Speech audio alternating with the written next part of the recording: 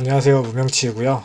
오늘은 연치랑 포공 거기에 대해서 한번 얘기를 해보려고 합니다. 전통의 라이벌이라고 생각하고요. 주제는 현재는 연치가 포공보다 높지만 미래에는 연치가 포공보다 낮아질 것이다. 그것에 대해서 한번 이야기를 해보려고 합니다. 여기서 말하는 연치는 치과의사가 될 수 있는 연세대학교 치의학과를 얘기를 하는 거고요. 포공은 포항공과대학교를 얘기를 합니다.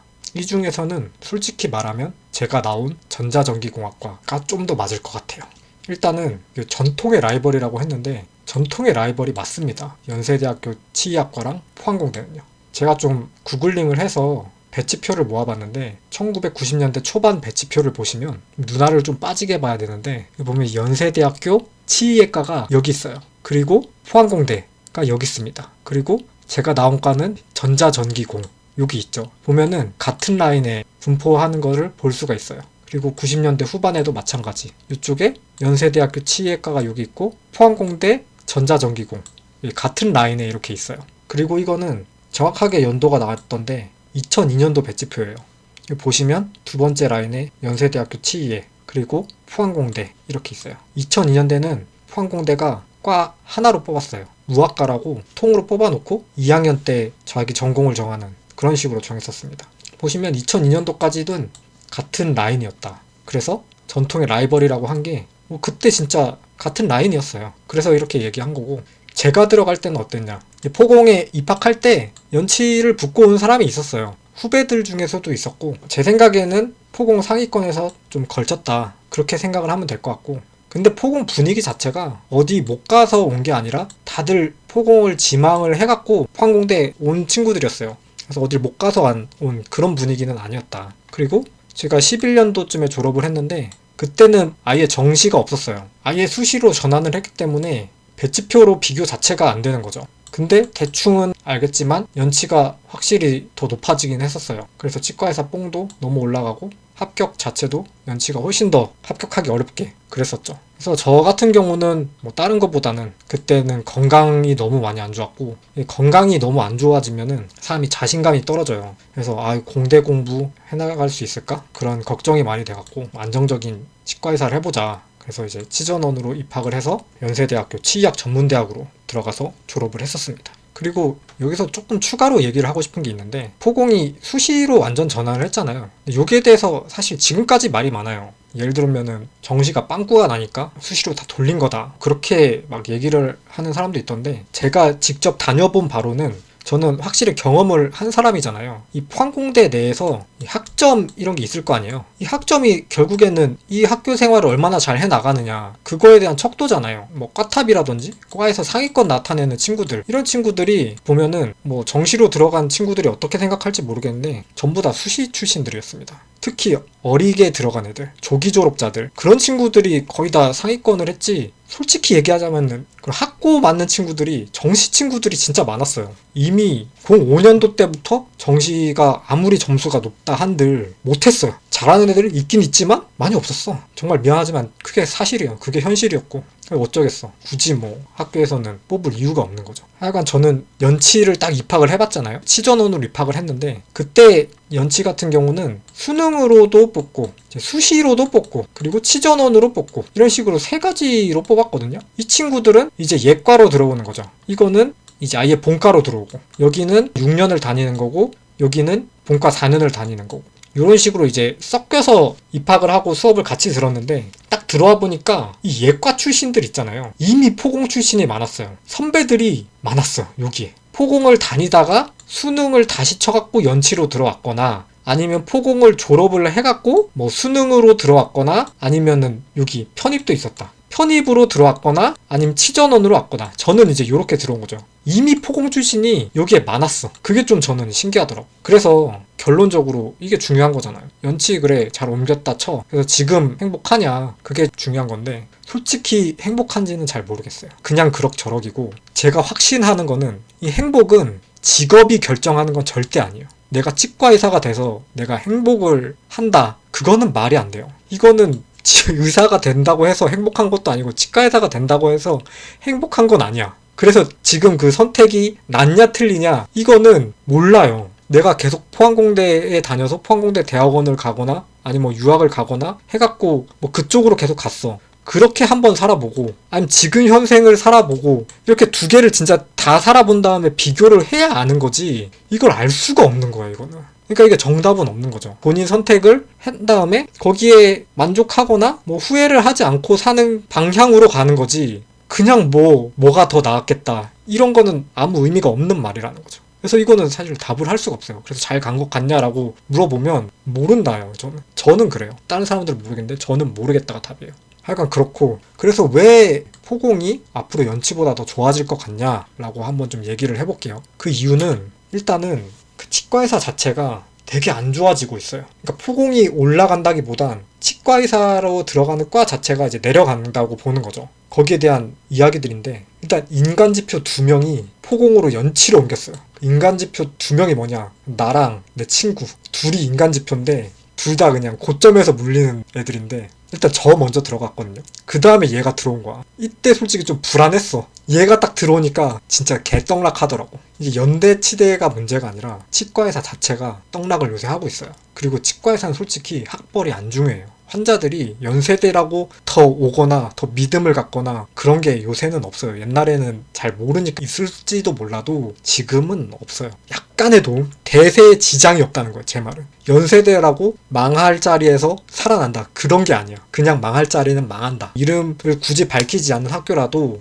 그게 크게 중요하지가 않다고. 문제는 지금 떡락하고 있는데 앞으로 더 떡락할 일만 남았다고 생각해요, 저는. 요새 보니까 23만 명 정도 태어나더라고요. 근데 1년에 한 750명 정도 치과의사가 나오거든요. 그러면 300명당 지금 치과의사 1명이 된다는 말이에요. 이거 자체가 지금 말이 안 되는 숫자예요. 그러니까 치과가 1명이 좀 먹고 살려면 최소 2, 3천 명은 있어야 돼요. 그렇게 해야 치과의사 1명이 엄청 잘 먹고 사는 게 아니라 그냥 그럭저럭 먹고 살고 치과 하나가 운영이 된다고. 근데 지금 300명당 하나다 이러면 그 300명 있잖아요. 그 생리까지 다 뽑아갖고 임플란트 다 해야 돼요. 그렇게 해야 되는데 실제로는 구강 건강이 어려질수록 점점 더 좋아지죠. 요새 저도 느껴요. 환자들 구강 건강이 점점 더 좋아져서 막상 그렇게 할 게 없어. 그렇다고 억지로 뭐 생리를 뽑을 수는 없는 거잖아. 그러니까 어떻게 하겠어. 손가락 빨 수는 없는 거잖아요. 그러니까 위험한 것까지 다 손대는 거야. 그래서 요새 보면 치과에 수면치료 많잖아요. 이거 환자가 가끔씩 돌아가셔요. 이 수면치료 하다가 제가 마취과 과장님한테 물어봤어요.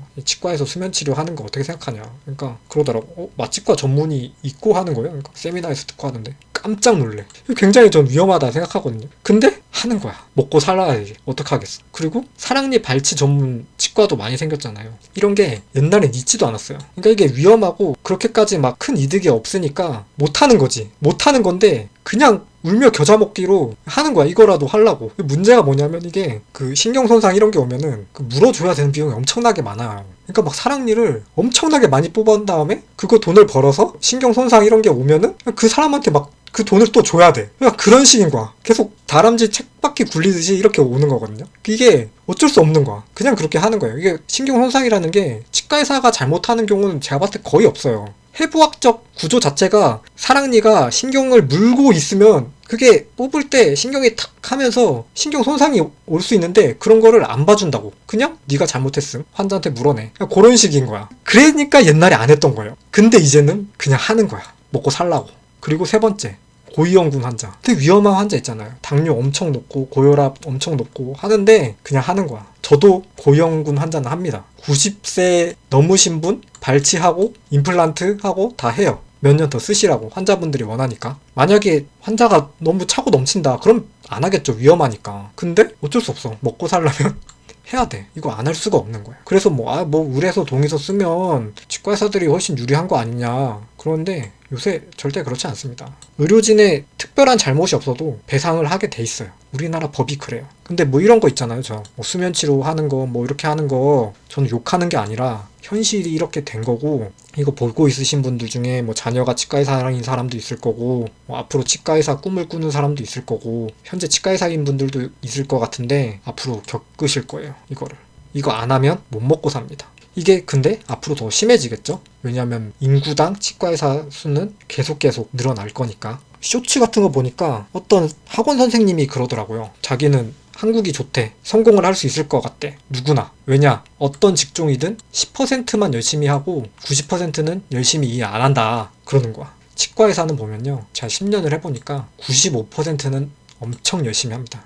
나머지 5% 열심히 안 하는 게 아니라 그냥 아예 은퇴를 하거나 그런 것밖에 없어요. 딱 두 가지밖에 없다. 근데 거의 없어요. 은퇴하는 수는. 할아버지, 할머니들 은퇴 안 해요. 이 은퇴하는 사람분들 보면요, 딴 걸로 뭐 성공을 해갖고 은퇴를 하거나 아니면은 뭐 본인이 여잔데 시집을 잘 가갖고 남편 돈으로 그냥 산다, 그래서 은퇴를 하거나 돌아가시거나. 이 돌아가시는 것도 사실 할 말이 많은데 단명하시는 분들이 꽤 있어요. 얼마 전에도 치과의사 단톡방 이런 거에 그러니까 뭐 40대 중반에 누구 돌아가셨다 뭐 이러는데, 그분 이유가 뭐 직원들이 한꺼번에 나간다 그래가지고 실장이랑 뭐 할 거 없이 다 나가갖고 너무 불안한 나머지 뭐 혼자 집에 있다가 심장마비로 돌아가셨다 이러더라고. 이게 현실입니다. 그분도 엄청 열심히 하신 분이었을 거예요. 그런 일이 자주 일어나고 있어요. 치과 의사들 보면 단톡방이 다들 좀 있거든요.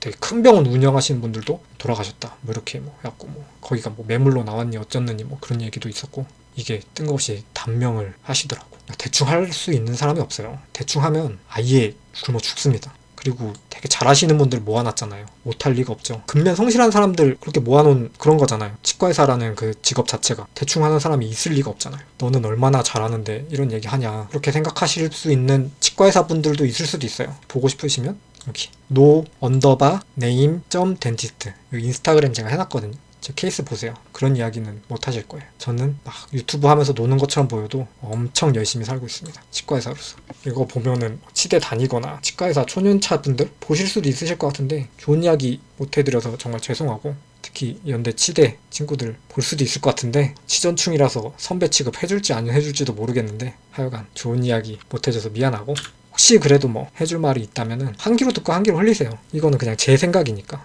엉뚱한 지금 시류에 맞지 않는 이야기일 수도 있어. 하여간 뭐 제가 10년 동안 겪은 게 있잖아요. 그거에 대해서 좀 얘기를 해보자면, 치과의사로 살려면요 진짜 진료를 잘해야 돼. 진료를 잘해야지 본인이 자존감이 올라가요.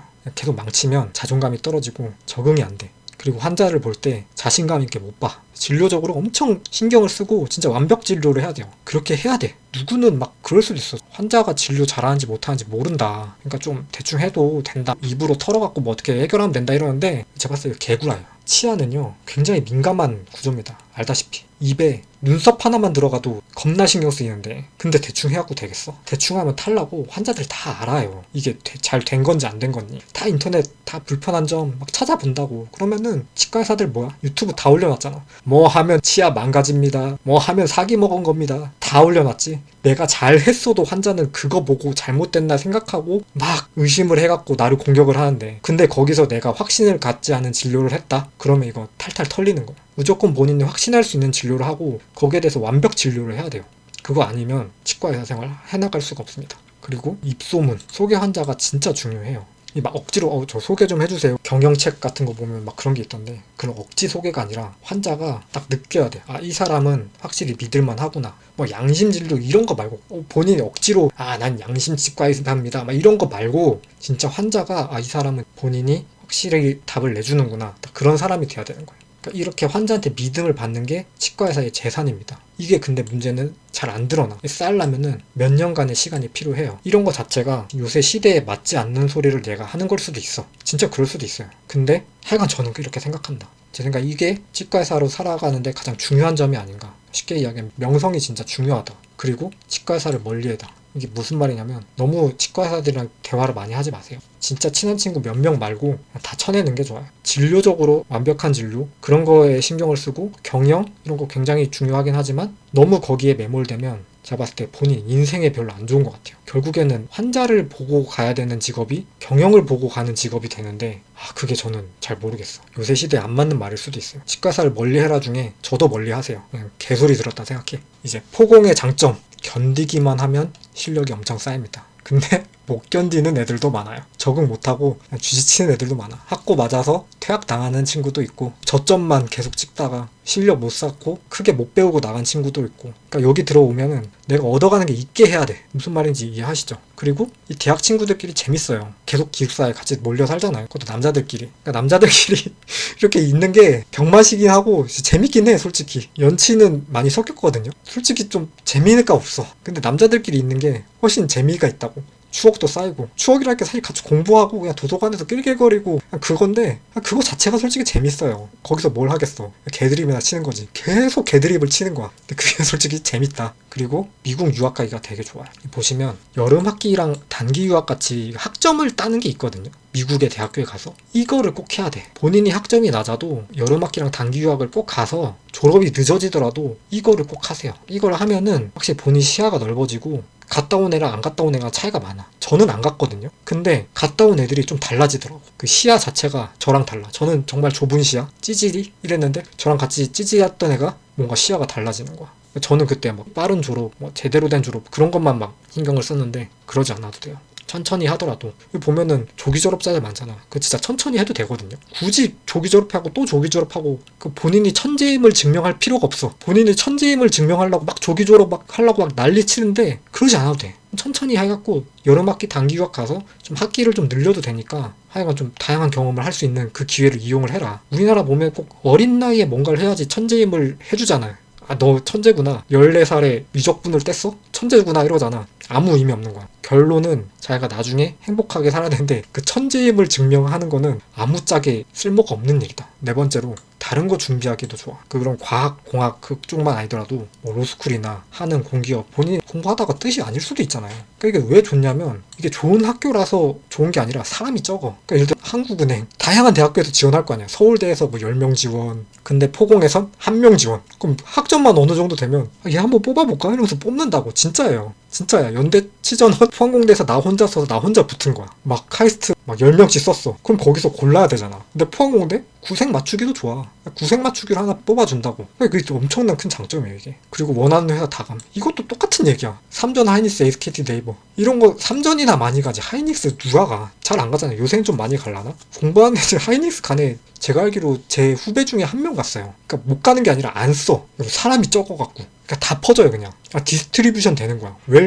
디스트리뷰션 쫙 퍼지거든. 이게 안 겹쳐 이게. 본인이 원하는 거 다 가는 거야. 그리고 다 여기 가서는 진짜 본인 하게 날려 있는 거죠. 상방도 뚫려있고 하방도 뚫려있고 다 뚫려있어. 분명히 망하는 거는 망하는 거다. 옛날에는 치과의사가 확실히 하방이 막혀있다 이렇게 생각했는데 요새는 그렇지도 않아요. 치과의사 하방은 죽음이 있어. 빨리 돌아가셔. 진짜 그게 하방이에요. 근데 포공은 회사 다니다가 막 죽거나 그거는 진짜 본인이 건강 관리를 안 해서 죽는 거 그런 게 있잖아요. 치과의사 쌤들 보면은 건강 관리 잘 하시거든? 근데 그 스트레스 때문에 돌아가시는 분들이 있어요. 그리고 제일 중요한 거. 탈조센이 가능하다. 그래서 제가 이거 3번을 꼭 하라는 거야. 이 탈조센을 하려면 여름학기, 단기 유학 이걸 해갖고 좀 천천히 준비를 해서 유학을 가세요. 진짜 좋은 기회예요 이게. 포공이. 미국에서 굉장히 좋게 쳐주거든? 꼭 MIT, 칼텍, 버클리 이런 데 안 가도 돼. 한 상위 10등, 20등 그 정도 가도 괜찮거든?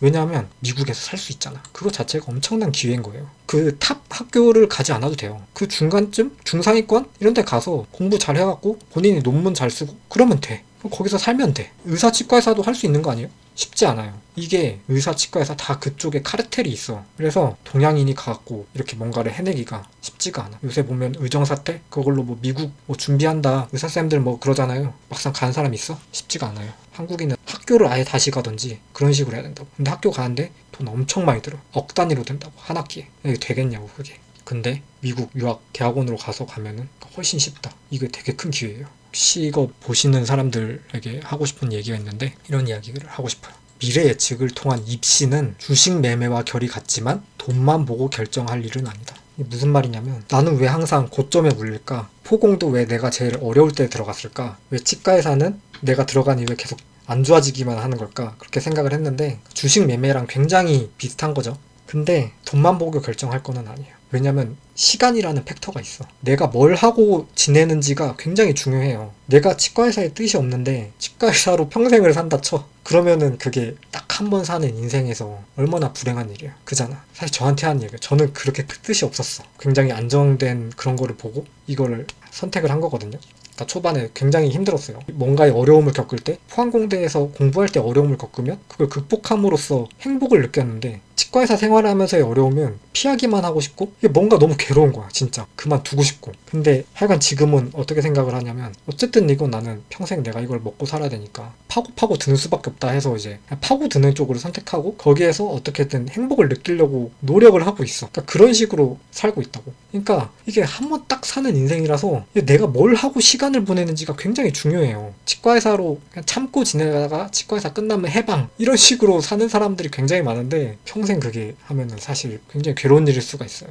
그래서 이런 진로 결정에 있어서 돈만 보고 결정할 건 아니다. 안정성만 보고 결정할 것은 아니다. 그거는 무조건입니다. 그리고 안 좋은 상황은 불행을 야기하지만 좋은 상황이 행복을 담보하지 않는다. 행복은 내가 느끼려고 해야 느끼는 것. 이게 무슨 말이냐면 뭔가 상황이 좋아지면 행복할 것 같잖아요. 절대 그렇지 않아요. 의사, 치과의사, 금융공기업, 대기업, 미국 기업, 교수 이런 거 다 이뤄도 안 행복해요. 행복은 이거랑 연관이 없어. 제 주위에 공부 잘하는 사람 중에 행복한 사람을 못 봤어요. 그렇다고 공부 못한다고 행복한 것도 아니야. 그냥 별개인 거야. 그러니까 이런 좋은 상황들이 절대 행복을 담보를 하진 않아요. 근데 확실한 건 안 좋은 상황은 불행을 야기는 해. 내가 뭘 했는데 망하고 이런 건 확실히 불행을 야기를 해요. 근데 제가 옛날에 어떤 일이 있었냐면은 치전원 다닐 때 졸업학년에 환자를 엄청 많이 보는 시기가 있어요. 그때 동갑인 동기인데 뜬금없이 그 탈의실에서 자기 치고를 이렇게 바지를 내리면서 찍 보여주는 거예요. 누구누구야 이거 봐라 이러면서 딱 보여주는데 거기 문신이 이렇게 돼 있는 거예요. 치골 쪽에.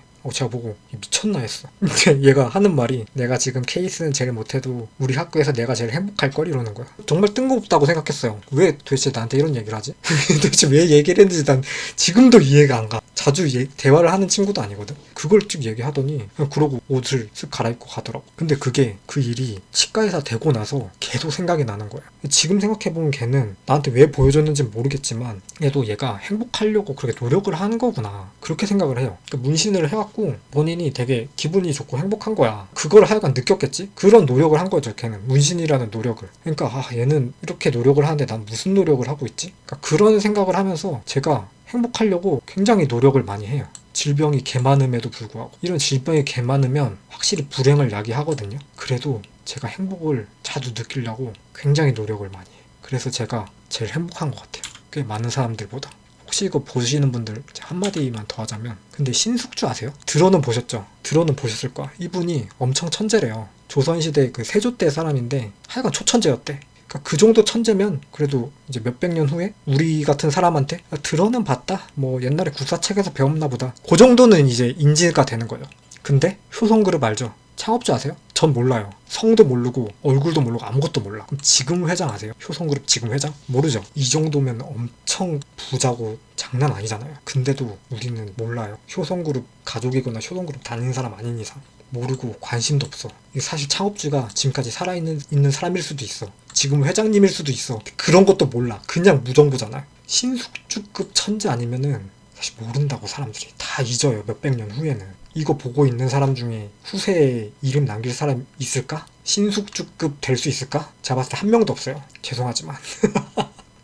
그게 현실이야. 근데 이렇게 다 같이 살다가 그냥 묶어갖고 이렇게 다 죽는 건데 행복하지 않을 이유가 있을까? 그렇게 본인이 고통받으면서 살 이유가 있을까? 어차피 다 잊혀지는 존재인데. 제 말은 본인이 결국엔 행복하다 살다 가는 게 제일 이득이에요. 연치 포고 뭐 둘 중에 하나 뭐 선택해갖고 잠깐 이득 보고 무슨 의미냐고. 본인이 행복하다가 살다 가는 게 제일 큰 이득이다. 지금까지 제 영상 봐주셔서 감사합니다. 연일의 스케일링은 건강보험 적용이 되는 진료 항목입니다. 가보고 싶은 집 근처 치과에 가서 예약 후 진료를 받으세요.